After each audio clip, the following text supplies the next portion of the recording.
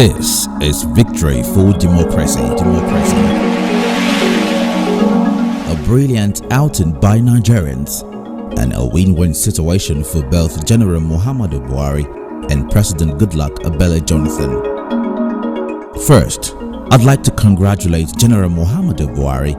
the presidential candidate of the All Progressive Congress, over his landslide victory in the just concluded presidential election.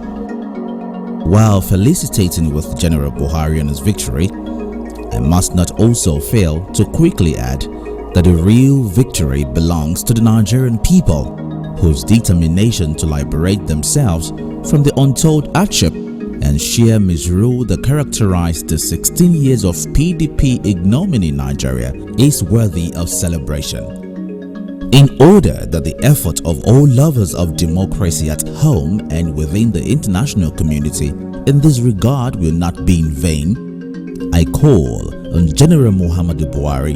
to take these as a God-given opportunity to provide a most unique and transformative leadership to the nation, while upholding his promises to ensure a zero level of tolerance for corruption, as well as total commitment to the security and welfare of Nigerians on assumption of office. In the same vein, I urge General Buhari neither to allow himself to be distracted nor dissipate so much energy in probing past leaders and administration, but rather encourage those who have looted public treasury to reinvest such money in the local economy with a view to generating more opportunities for massive employment and financial stability. Its most urgent assignment must be to concentrate on the critical need to assemble a highly professional and resourceful economic team that has the capacity to rescue the nation's economy from the doldrums within a reasonable space of time, as the poverty condition among the people of Nigeria is no more tolerable and requires an urgent intervention. It needs this crack economy team to complement its strict leadership posturing in order to move the nation forward. I am also happy to congratulate President Goodluck Ebele Jonathan on the unique opportunity he has had to lead Nigeria and for not being a bad loser. He has demonstrated the spirit of a good sportsman and has acted in the interest of peace, progress, and unity of our dear nation, Nigeria. The issue at stake is beyond General Buhari and President Jonathan, as it is essentially about the sustainability of our democracy as a nation and the need for us to demonstrate to the rest of the world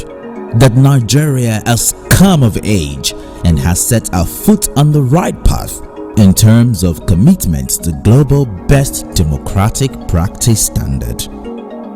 I call on President Jonathan to not only embrace the Buhari victory, which is victory for our democracy, but to sincerely ensure a peaceful and smooth transition between him and the president-elect as we move forward towards the inauguration of a new administration come May 29, 2015, as President Jonathan is in the best position to determine how he would like to be remembered in history. Yet again, I wish to appreciate the international community for their support and encouragement in ensuring the sanctity of our electoral process, as well as the prominent role they have played in the creation of an enabling environment for a free, fair, and credible election, as well as their facilitation of peace accords among the major political parties and the players before the commencement of the election. Finally, I wish to congratulate Nigerians at home and in the diaspora for their giant leap in our quest for true democracy and good governance. In congratulating the good, patient, and highly resolved people of Nigeria, I must not forget two illustrious sons of Nigeria, without whose name the history of democracy transition in Nigeria cannot be complete. One is Professor Tayo Jega, whose integrity and strength of character became the blood and tonic that sustained the electoral process. And the other one is Asiwaju Bola Ahmed Tinubu, the foremost opposition leader, for his selfless and resourceful efforts at ensuring that a new Nigeria is boomed today after a prolonged and protracted struggle to rescue the nation from the juggler of PDP leadership.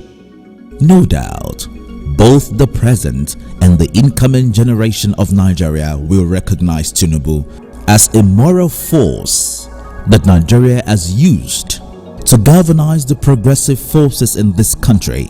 towards the evolution of a most formidable opposition platform that eventually wrested power from the People's Democratic Party.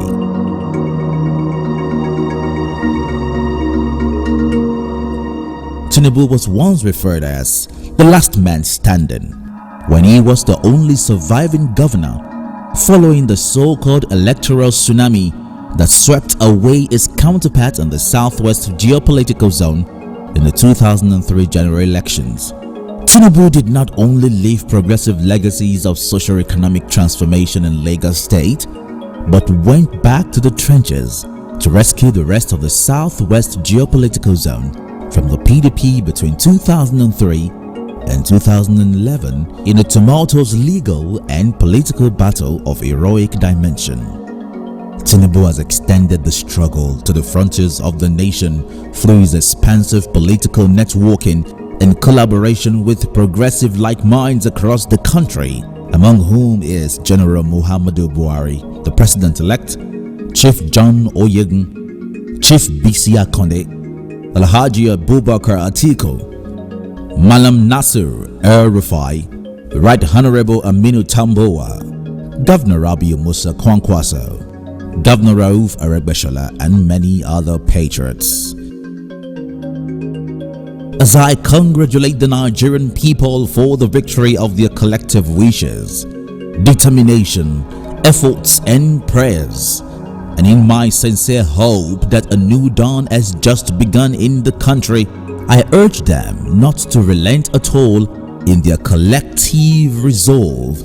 to change the face of leadership and ensure that democracy and good governance is further entrenched in Nigeria. In overriding public interest, General Muhammadu Buhari has to accept this victory in magnanimity, just like President Goodluck Jonathan is expected to accept his defeat in good faith. In that manner, both of them would have won the hearts of Nigerians and lovers of democracy all over the world. I wish Nigerians a happy Easter celebration, and may the God of resurrection herald economic resurrection and the much needed national rebirth through this new dawn of participatory democracy in Nigeria.